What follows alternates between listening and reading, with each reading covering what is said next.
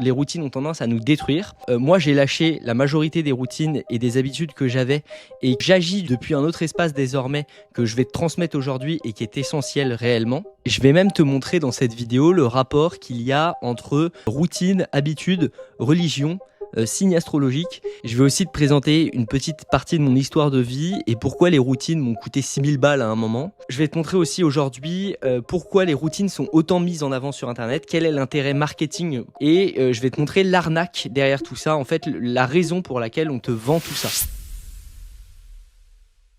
D'abord, vous allez vous demander peut-être qui suis-je pour donner des conseils à ce niveau-là. Déjà, quelqu'un qui est un chercheur indépendant, qui cherche depuis des années à cet endroit-là, qui a lui-même pratiqué pendant plus de 10 ans des routines sur lui-même, qui a été dans les extrêmes, dans tous les extrêmes, et du coup qui a compris, qui a tiré des leçons de ces extrêmes. Et enfin, quelqu'un qui accompagne des gens depuis maintenant 2 ans, et qui a accompagné plus d'une centaine de personnes, justement sur l'aspect stress, hygiène de vie, confort intérieur, introspection et tout ça. D'abord, premier point, on va essayer de comprendre le fonctionnement des habitudes, le fonctionnement du cerveau et pourquoi on a besoin des habitudes à la base. En fait, les habitudes, ça sert à rendre notre environnement prévisible. Ça sert à millimétrer notre environnement pour savoir ce qui va se passer. Si jamais je routinise ma vie, alors je limite le nombre de variables qui rentrent dans mon environnement et je me sens plus en sécurité puisque je fais face à du connu. Et l'inconnu, c'est précisément la mort pour le système nerveux. C'est le guépard, le tigre à dents de sabre qui est dans le buisson. Donc, elles sont importantes pour une raison, pour le cerveau, c'est qu'elles donnent l'illusion du contrôle. Et vous allez voir que ce n'est qu'une illusion. Et pourquoi je dis que c'est une illusion ? J'ai pris un bouquin là pour vous donner un exemple. Il y a ce bouquin de Bronislaw Malinowski, je pense que je prononce mal, mais bref, c'est un anthropologue qui a été étudier des peuples un peu plus primitifs, donc des peuplades qui sont moins développés. Il a été en Papouasie et il a vu que les pêcheurs sur l'île de Trobriand avaient tendance à avoir un rituel, c'est-à-dire ils allaient pêcher, balancer leur filet de pêche et juste avant de balancer leur filet de pêche, ils faisaient un rituel pour attirer le poisson. Bon, vous êtes au courant que ça fonctionne pas, quoi. C'est pas parce que tu fais un rituel, une galipette en avant, une galipette en arrière et que tu pries le dieu du soleil que finalement tu te retrouves avec plus de poissons. Mais ils avaient besoin de faire ce rituel et quand le rituel marchait pas, ils renforçaient le rituel et ils le faisaient d'autant plus. Ça veut dire qu'il y avait une erreur dans le rituel, qu'ils avaient mal fait le rituel. Et donc, ça permettait de se rassurer intérieurement et de se dire en fait, je contrôle la venue du poisson, il suffit que je fasse bien le rituel. Le cerveau fonctionne globalement comme ça. Vous pouvez vous moquer, vous pouvez vous dire ouais, c'est des débiles et tout ça, sauf que vous faites la même chose. C'est-à-dire que vous avez tendance à faire des rituels. C'est ce qu'on voit par exemple les joueurs de foot avant de tirer un but. Ils vont avoir des rituels. Ils vont se rassurer de cette façon et si jamais ils font mal la chose, ils vont faire d'autant plus de rituels pour essayer de se rassurer avant de tirer leur but. Il y a plein de moments où tu fais des rituels. Il y en a plein qui ont ce rapport au sport qui est si jamais je fais bien mon sport, alors je suis une bonne personne et je réussirai dans ma vie. Ça, c'est un rituel qui est très courant. Il y en a d'autres, c'est si jamais je me lève tôt le matin, alors j'arriverai à faire de l'argent dans ma vie. Ça, c'est courant chez des entrepreneurs. Si je travaille beaucoup, alors je mérite de gagner beaucoup d'argent. La vie s'en bat les couilles de ton mérite. Tu ne sais pas si tu vas gagner beaucoup ou pas beaucoup. On va avoir tendance à faire ces rituels pour essayer de se sécuriser, pour se dire l'environnement est prévisible. Et vous allez voir qu'on le fait à plein d'échelles. C'est-à-dire que là, c'est grossier la façon dont je vous ai le présenté, mais vous allez voir qu'il y a plein de moments où ça ne l'est pas et en fait, vous le faites à votre insu. Donc la fonction principale de ça, c'est d'avoir une impression de maîtrise face à l'imprévisible, face à l'inconnu, face à l'impuissance. Par exemple, si jamais on propose à des gens de choisir eux-mêmes leur billet de loterie ou de leur donner un billet de loterie, la plupart des gens préfèrent choisir eux-mêmes leur billet de loterie parce que ils se disent comme ça je vais avoir plus de chance. En gros, c'est du karma. On va se dire si jamais c'est moi qui exécute, alors j'ai plus de chance. Mais vous n'avez pas plus de chance de gagner au loto si c'est vous ou votre voisin qui joue à votre place. Et en plus de ça, si jamais on doit revendre le ticket de loto qu'on n'a pas gratté, on a tendance à vouloir le revendre plus cher si jamais c'est nous-mêmes qui l'avons acheté, si jamais c'est nous-mêmes qui l'avons choisi. C'est-à-dire qu'on a une attache émotionnelle à partir de ce moment-là à ce billet de loto et on se dit ouais mais c'est moi qui l'ai choisi donc il y a plus de chances que ça marche. Donc déjà on voit ce premier biais humain de tendance à penser que finalement il contrôle la chance, il contrôle l'imprévisible. Avec les billets de loto c'est très clair. Le problème de tout ça c'est que ce qui te rassure a tendance à te mettre en danger. Ça va te mettre dans un biais émotionnel justement de mon ticket de loto vaut plus. Alors que dans les faits il vaut pas plus si c'est toi ou le voisin qui l'a choisi. Mais ça va te mettre dans un biais émotionnel. Donc à partir du moment où tu es dans un biais émotionnel, tu as plus de mal à décider correctement et finalement tu es plus aveugle face à la vie. C'est-à-dire que le contrôle nous rassure, certes, mais nous place dans une illusion de toute puissance. Et ça, c'est très négatif puisque ça nous empêche de nous voir correctement, de faire correctement avec nous. Comment voulez-vous prendre des bonnes décisions si vous ne connaissez même pas les variables pour prendre la décision? Pour prendre de bonnes décisions, il faut globalement voir la réalité le plus proche de ce qu'elle est. Et donc le contrôle a tendance à nous éloigner de la réalité. En fait, c'est l'être humain depuis des centaines de milliers d'années a toujours fait ça, c'est des rituels pour essayer de rendre l'environnement prévisible, de rendre le chaos lisible et de se raconter à lui-même qu'il contrôle le chaos. Et en même temps, en fait, ce qu'on voit, c'est que l'illusion du contrôle nous rassure et nous fait du bien. Il y a une expérience qui a été faite par Jace Weiss sur des rats, donc des rats qui prenaient des décharges électriques. C'est-à-dire on fout des rats dans une cage, on leur envoie des décharges électriques. Il y a une partie des rats qui a un bouton pour arrêter les décharges électriques. Et du coup, on prenait un autre groupe de rats qui se prenaient des décharges électriques et qui se prenaient la même quantité de volts dans le corps que avait pris le précédent. Sauf que la différence entre les deux groupes, c'est qu'il y en a un qui avait un bouton pour arrêter, l'autre qui n'avait pas de bouton. Et on a vu sur le groupe qui n'avait pas de bouton et pourtant qui a pris la même quantité de douleur, on a vu que le groupe qui n'avait pas de bouton finissait avec du stress, de l'anxiété, des maladies cardiovasculaires, un système immunitaire plus bas, potentiellement des ulcères ou ce genre de choses. Et donc finalement, la différence qu'il y a entre ces deux groupes, c'est précisément la capacité à contrôler ce qui se passe. Et donc on peut partir sur ce principe de se dire ok, ça veut dire qu'il faut plus de contrôle dans ma vie et c'est ce qui me permet finalement de ne pas avoir des maladies cardiovasculaires, de ne pas avoir trop de stress et le contrôle finalement me fait du bien et me rassure. Ça, c'est la première conclusion. Si jamais on a un novice dans les habitudes, dans le contrôle et dans les routines, on va se dire ouais, du coup, c'est sain. Et en effet, ça marche. Mais c'est pas parce que ça marche et que c'est agréable sur le moment que c'est bon pour nous, justement. Et c'est là où c'est dangereux et c'est là où la plupart des gens se laissent avoir. Parce que si jamais pour être bien, il faut systématiquement avoir le contrôle, alors on est voué à finir comme ces rats par moments qui se prennent ces décharges électriques et qui finissent avec des maladies cardiovasculaires. Parce qu'il y a toujours des moments où tu n'as pas le contrôle. Tu l'as quand t'es petit, par exemple tes parents qui te font quelque chose que tu veux pas et t'as pas le choix, t'es impuissant. Tu l'as par exemple à l'école, tu l'as quand les profs corrigent tes copies, tu l'as au moment où il y a le contrôleur des impôts qui vient te voir, tu l'as au moment où tu crées ton entreprise et que t'es obligé de faire face aux lourdeurs administratives et donc là tu fais face à ton impuissance. Tu l'as au moment où un individu en face de toi te dit non et ne veut pas relationner avec toi. Bref, il y a plein de moments où on a de la douleur et de l'impuissance, c'est-à-dire de la douleur sans contrôle. Et si jamais on doit finir comme ces rats traumatisés à chaque fois qu'on est impuissant, c'est quand même sacrément la merde. Notre condition humaine est quand même sacrément entamée. Et donc ma solution n'est pas celle qui va suivre, mais n'empêche qu'il y a beaucoup de gens qui vont vers cette solution qui est se tourner vers le religieux et se tourner vers en fait le spirituel. C'est-à-dire que pour faire face à leur impuissance, ils se racontent qu'il y a un karma, qu'il y a une justice divine. Il y a peut-être une justice divine, en fait, je peux pas le démontrer, mais ils se racontent qu'il y a un karma, qu'il y a une justice divine, et ils vont se tourner vers des endroits où ils ont une illusion de contrôle. C'est-à-dire, si jamais je fais bien mes rituels, alors je suis protégé par le ciel. Et donc finalement, à ce moment-là, je suis comme le pêcheur qui est en train de jeter ses filets et qui fait sa galipette, je reprends le contrôle sur ma vie. Et je me dis, non, en fait, je vis de la douleur, mais c'est de ma faute. C'est de ma faute puisque j'ai mal fait le rituel. Et donc ça permet de remettre de la puissance, et précisément plus de la toute-puissance, là où on est impuissant. Ce n'est pas, encore une fois, le contrôle qui est important, mais c'est l'illusion d'avoir le contrôle. Parce que les rats, au moment où ils appuient sur le bouton, en réalité, ils n'ont pas vraiment le contrôle. C'est les humains qui décident de couper le courant au moment où le rat appuie sur le bouton. Et nous, on est comme ces rats. C'est marrant parce que c'est une belle métaphore, le rat qui se tourne vers l'humain pour qu'il coupe la décharge, ou l'humain qui se tourne vers Dieu pour qu'il coupe finalement la douleur, l'échec, tout ça. Et donc les gens vont se raconter qu'il y a une justice divine pour se rassurer. D'ailleurs, on voit une corrélation nette entre chaos ambiant et retour du religieux. Parce que là, en ce moment, il y a de plus en plus de chaos, avec un monde de plus en plus incertain. Et donc, il y a de plus en plus de gens qui vont vers le religieux, qui vont aussi vers les signes astrologiques. Les 18-25 ans sont à 70% vers l'astrologie, tandis que les plus de 50 ans sont à 25% vers l'astrologie aux États-Unis.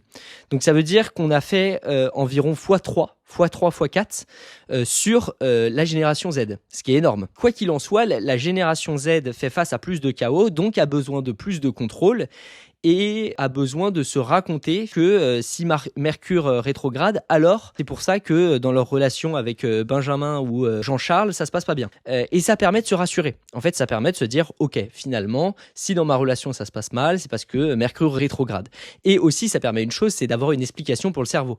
Parce que faire face à son impuissance et se dire, bah pour l'instant je suis dans la merde, mais en fait je sais pas pourquoi et je ne peux rien faire, c'est compliqué. Mais pourtant ça aide beaucoup. Parce que c'est ça qui permet de trouver les vraies solutions. Du coup, moi, pendant longtemps, justement, j'avais cet aspect au rituel par rapport au sport, par rapport au développement personnel, par rapport à tout ça. Et je me racontais que je n'arrivais pas dans mon business, dans ce que je faisais, précisément parce que en fait, je n'étais pas assez discipliné ou ce genre de truc. Alors qu'il y a des gens pas du tout disciplinés qui réussissent et qu'il n'y a pas une corrélation directe et nette entre la discipline et la réussite. C'est pas l'essentiel, c'est ça que je veux dire surtout. Donc en conséquence, qu'est-ce qu'on peut dire? C'est que pour l'instant, on observe que le contrôle est quand même bon pour notre organisme. En fait, nous fait du bien, nous rassure. Le truc, c'est que les habitudes, les routines, les rituels, ça nous fait du bien à court terme, mais ça nous aide pas à trouver de solutions à long terme. Et à long terme, ça peut même nous détruire et nous rendre aveugles en réalité. Par exemple, moi, j'avais fait un accompagnement justement qui m'avait coûté 6000 balles, un accompagnement pour apprendre à vendre. Et en fait, pendant cet accompagnement, qui était une des meilleures formations du marché, parce que je me suis dit au début, je vais investir sur moi parce que je trouve que c'est important et ça va me permettre de débloquer des compétences et tout ça. Et en fait, cette formation était assez mauvaise, je trouvais. Enfin, ils étaient très bons en marketing, ils étaient très bons pour vendre, mais ils étaient très mauvais pour apprendre à vendre. Et par contre, dans cette formation, je suis rentré et ils me disaient, oui, faut avoir des routines et tout ça. Ils avaient foutu plein de vidéos, donc avec un suivi de étape 1, étape B, étape 2, étape 3, quoi. Et ils nous disaient, oui, le matin, faut se lever tôt, à 5h du matin, faire des affirmations positives, donc de l'auto-hypnose. Faut prendre des douches froides et tout ça. C'est une des grandes formations du marché, hein. Je ne donne pas le nom parce que j'ai pas envie d'avoir des problèmes avec eux et que j'en ai déjà eu avec eux. Ils disaient, bon voilà, il faut routiniser tout ça, il faut avoir des habitudes correctes. Si vous voulez réussir, il faut avoir des bonnes habitudes. Le truc qui était très problématique, c'est que le mec principal qui tenait la formation dit à un moment, surtout si jamais vous venez vous plaindre parce que ça marche pas ce qu'on fait, mais que vous faites pas les routines du matin et que vous faites pas vos affirmations positives et que vous ne vous levez pas à 5h du matin et que vous ne faites pas tout ça, en gros, si vous ne faites pas toute la forme, bah vous ne pouvez pas vous plaindre que le fond marche pas parce que la forme est nécessaire pour que le fond marche. Ce qui était en réalité une façon juste d'avoir une illusion de contrôle sur l'environnement parce que le fait que je devienne bon en vente n'a rien à voir avec le fait que je fasse 4 galipettes en avant, 4 galipettes en arrière, que je fasse une prière du matin, parce que c'est une prière du matin, que je fasse un rituel où je m'auto-hypnotise et je me dis que je suis le meilleur. Ça, c'est une façon de fuir la réalité quand t'es pas assez à l'aise avec tes bons et tes mauvais côtés. Donc là, je vous renvoie sur la vidéo, l'estime de soi.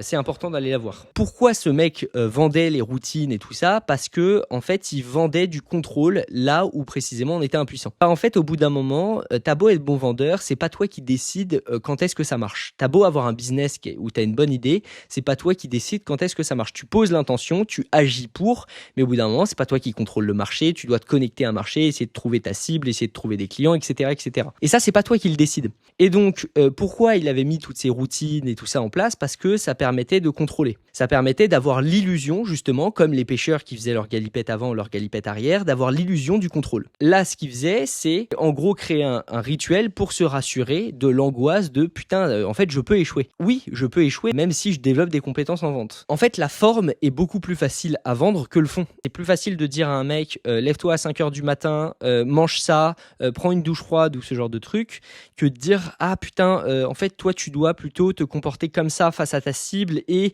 en fait, ça demande beaucoup plus de compétences et une vraie compétence dans le fond. Et c'est pour ça que la plupart des gens jouent uniquement sur la forme. C'est-à-dire, par exemple, tu vas chez un psy et le psy va s'habiller en psy et va se prendre pour un psy. Il va mettre les habits pour te montrer, regarde, je suis un psy. Donc, il y a le rituel psy, il y a le rituel médecin. Je vais avoir une blouse blanche, je vais avoir ma robe d'avocat. On va pouvoir créer le rituel, le contexte dans lequel tu vas pouvoir faire confiance. Et ce qui est très drôle, c'est que chez les gens que j'accompagne et tout ça, justement, il y a plein de gens, surtout dans des hautes sphères et tout, dès que les mecs montent un peu dans le business, ils retournent vers de l'ésotérisme, vers les signes astro, vers ce genre de trucs. Enfin, il y en a beaucoup. Parce qu'en fait, il y en a beaucoup qui n'arrivent pas à faire face à leur impuissance. Ils veulent avoir le contrôle et tout ça. Et du coup, une façon d'avoir le contrôle, c'est justement de faire ses galipettes avant, ses galipettes arrière. Et c'est une façon de se rassurer soi-même. Le problème principal des rituels et des habitudes et des routines et tout ça, c'est qu'ils nous empêchent de prendre des feedbacks du réel. Et il y a plein d'expériences qui montrent ça, que en fait les rituels ont tendance à créer ce frayage neuronal qui nous empêche de prendre les feedbacks. Par exemple, il y a une expérience qu'avait fait Mac Packard avec des rats, qui montrait que si jamais tu bougeais de la nourriture dans un labyrinthe et tu t'entraînais des rats, bah alors ils avaient plus de flexibilité que si jamais tu mettais de la nourriture toujours au même endroit, bah les rats finissaient par attendre la nourriture à l'endroit où ils devaient spawner et finissaient par ne pas forcément être nourris ou ne pas aller chercher le reste de la nourriture parce que justement il y avait cette habitude neuronale de ok, si je vais du point A au point B, alors j'ai de la nourriture, et ça empêchait une forme de flexibilité et ça empêchait de trouver de la nourriture plus rapidement. Entraîner votre cerveau à casser vos habitudes, ça permet d'avoir plus de flexibilité face à son environnement, ça permet d'avoir une meilleure visibilité et donc ça permet de prendre des meilleures décisions pour soi. Et donc c'est pour ça que c'est important de casser ces rituels et ces habitudes, parce que ça permet une meilleure connexion au réel et donc une meilleure prise de décision. Le truc, c'est que si jamais il y a un rituel, c'est que potentiellement il y a angoisse, et s'il y a angoisse, alors il n'y a plus de flexibilité, puisque le rituel permet de rassurer face à l'angoisse.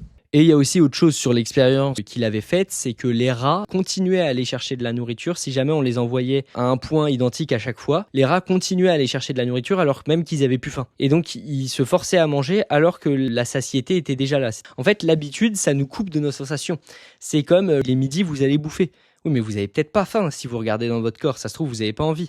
Et ben le rituel, l'habitude font précisément ce truc-là, c'est je viens me couper de mes sensations et donc vous êtes en danger. Si jamais vous êtes coupé de vos sensations et vos besoins, vous ne pouvez pas prendre soin de vous. Et les habitudes et les rituels ont tendance à faire ça. Si tu te dis oui, le sport c'est bon pour la santé, mais tu ne fais pas attention au fait que t'es claqué en fin de journée de taf et que faire une séance de 1 heure à la salle, en fait ça va te crever, et t'as plutôt besoin de faire une marche tranquille pour te reposer parce que ça va épuiser ton système nerveux, de soulever de la fonte ou ce genre de truc, bah alors ce n'est pas prendre soin de toi. C'est tu vas t'épuiser, tu vas te détruire parce que tu as une habitude cognitive qui te dit oui, il faut que je fasse 3 séances, 4 séances de sport par semaine et sinon c'est pas ouf. Bah non, ça c'est pas prendre soin de soi, ça c'est s'oublier justement dans un aspect ritualisé. Un des autres problèmes des routines, c'est la dépendance au contexte. Plus vous routinisez votre existence, plus vous êtes dépendant au contexte et plus vous êtes en danger face à tous les changements. C'est-à-dire que vous vous disciplinez pour réduire le chaos, sauf que le chaos finira forcément par entrer dans votre vie, et que ça soit par un déménagement, par l'arrivée d'un enfant. Et si jamais vous n'avez pas de flexibilité cognitive, alors au moment où vous allez avoir votre enfant, par exemple, vous allez vous effondrer potentiellement parce que vous faites face à beaucoup d'incertitudes. Vous comprenez que le contrôle ne vous sauvera pas. Et vous comprenez votre impuissance. Et si jamais vous n'arrivez pas à digérer justement votre impuissance émotionnellement, alors vous serez paniqué. Vous serez paniqué à l'idée d'échouer, de tomber, de faire face justement à ce changement. D'ailleurs, il y a beaucoup de gens qui tombent en dépression au moment où ils ont un enfant, parce que c'est l'arrivée du chaos, c'est une grosse charge, c'est fatigant. Il y a beaucoup de gens qui tombent en dépression aussi à un moment d'un déménagement. Plus les gens sont routiniers, plus ils tombent en dépression, plus on voit une corrélation entre ça et la dépression lors d'un déménagement, parce que tu viens casser les habitudes, donc tu viens mettre du chaos dans la vie, sauf que parfois c'est nécessaire de déménager.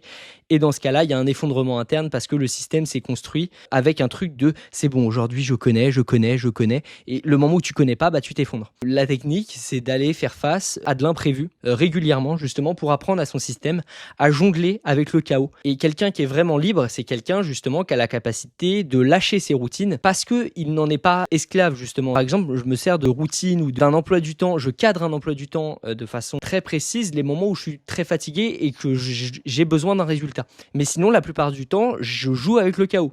Et c'est comme ça que je construis mon business, c'est comme ça que je gère ma vie, et ça se passe très bien. Parce que je peux faire face à mes besoins en direct et les alimenter. Par exemple, hier, j'ai fait une séance de sport de 2 heures, ce que je fais quasiment jamais. Et ce matin, je me suis levé, j'étais explosé. Je me suis adapté à moi, j'ai marché pendant 1 heure tranquillement. J'ai pas bossé la matinée quasiment, j'ai fait des trucs qui étaient très légers parce que j'étais fatigué. Et si j'étais pas à l'écoute de mes besoins, bah, je me serais dit, bah là, il y a tel emploi du temps, je me suis fixé telle tâche, alors que j'ai absolument pas l'énergie de faire ce que je veux faire. Et donc les gens anxieux font des routines, les routines dépendent d'un contexte, et sauf que les contextes changent. Donc si jamais vous êtes anxieux et vous routinisez votre existence pour faire face à l'anxiété, bah il y a un moment où vous ferez face à une chute. Et c'est ça le problème de la routine. Le truc que vous devez faire, c'est vraiment aller créer cet espace de respiration où vous lâchez petit à petit le contrôle. Le problème, c'est que si jamais vous avez beaucoup d'anxiété qui vient à ce moment-là, alors le mieux, c'est de se faire accompagner par un professionnel, parce que ça veut dire que vous avez de l'angoisse et que la routine, le contrôle est une façon de gérer cette angoisse. plus vous êtes libre intérieurement, plus vous pouvez lâcher cette routine extérieurement. Et en fait, il y a beaucoup de gens qui érigent comme maître la routine extérieure alors qu'ils en sont totalement dépendants. En fait, ils en deviennent esclaves, c'est-à-dire que la routine est plus importante qu'eux. Et si jamais ils sont pas dans leur routine, alors ils sont de mauvaise humeur, alors ils sont pas bien, ils vont être aigris. Et en fait, ils peuvent pas vivre sans cette routine parce que cette routine est un doudou pour l'esprit, pour les rassurer, pour avoir la sensation de contrôler. Et la routine, certes, c'est agréable parce que ça nous permet d'économiser notre énergie, d'avoir des heuristiques pour prendre des décisions rapidement et de pas trop penser. Sauf que qui a dit qu'il ne fallait pas penser sa réalité et économiser son énergie? Bah notre cerveau. Notre cerveau est une feignasse à cet endroit-là, sauf que c'est important de sortir de ce schéma. Parce que si vous ne pensez pas autour de vos propres besoins, à quoi vous pensez? À quoi vous dépensez de votre énergie?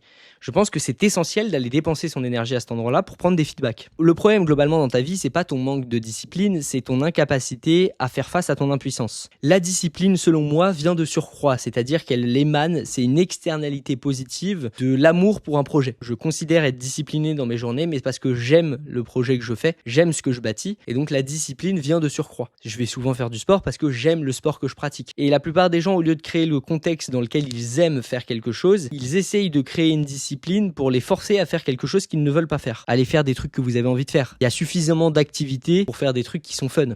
Contrairement aux rats qui se prennent les décharges électriques et qui font face à leur impuissance et qui finissent avec un système nerveux stressé, bah, l'humain a quand même cet aspect où on va au-delà de ces rats et on a une capacité émotionnellement à aller digérer notre impuissance pour l'avoir fait moi-même, pour avoir été accompagné là-dessus et avoir intégré mon impuissance et intégré les endroits où je suis impuissant et mettre de la douceur quand finalement je fais face au réel et que le réel est un mur et que tu ne peux pas franchir ce mur, bah avoir ce truc de mettre de la douceur face à cette impuissance permet de soulager le système nerveux et donc de ne pas finir stressé. C'est-à-dire qu'on peut vivre l'impuissance avec une forme de puissance et sans se lâcher. Contrairement à l'animal qui, lui, subit l'impuissance et est totalement impuissant et ne peut rien faire et va finir forcément dans un état dramatique s'il fait face à cette impuissance. On peut s'émanciper finalement de cet aspect juste animal qui va subir en allant s'introspecter aux endroits de l'impuissance et en allant rassurer l'enfant intérieur aux endroits où on est impuissant. Et c'est ce qu'on fait lors d'une thérapie, d'une bonne thérapie qui est bien faite. Vous pourrez intégrer vos zones d'impuissance réellement. Donc voilà, globalement, si tu as aimé cette vidéo, n'hésite pas à t'abonner, à liker, à partager. N'hésite pas à faire le test dans le premier lien que tu peux trouver. Tu peux soit me contacter sur mon agenda, soit faire un test pour avoir un résultat de stress et tout ça. En fonction de ça, potentiellement, il y a mon équipe qui peut te contacter. Et si jamais tu as un avis, une opinion qui diverge de moi, bah, n'hésite pas à venir en parler. On pourra même, si tu as une chaîne YouTube ou quoi, on pourra même faire une vidéo ensemble. Je vous souhaite une bonne journée. Je vous souhaite une belle vie et on se dit à bientôt. Ciao tout le monde.